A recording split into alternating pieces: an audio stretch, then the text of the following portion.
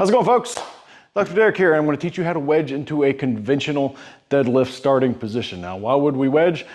Getting wedged in is effectively just putting in a super big effort on getting the proper posture before you start your deadlift.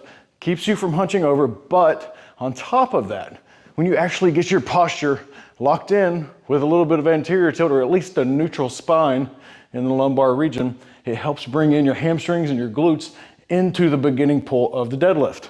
Now, if you've seen a deadlift that looks like this, where the hips rise first, and the back starts rounding, lots of people can pull big numbers like that, but not the healthiest thing in general.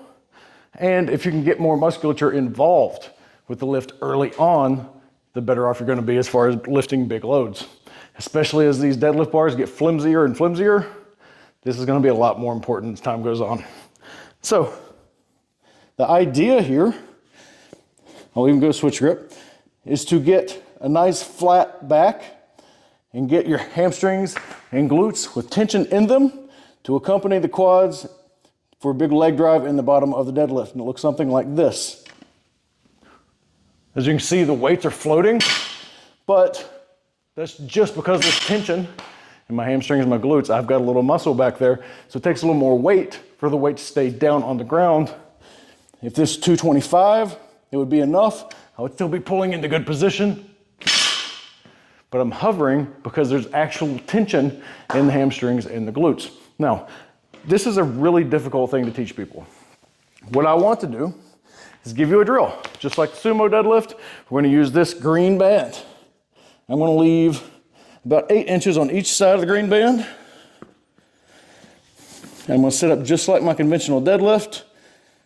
And all I'm going to do is arch into position, leave my hips in the exact same spot here, and go into spinal extension. Just like that. This is going to give you the same feel that you should feel as you lower into the bottom of the deadlift. The stress is on arching into position, not just putting your hips down lower to try and get legs.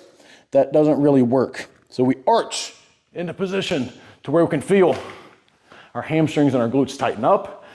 Our posture is nice and tight. We're going to have a big, efficient pull off the floor for bigger numbers and safer backs and safer hips as well. So if you got any questions on that, drop them in the comments, shoot me a DM.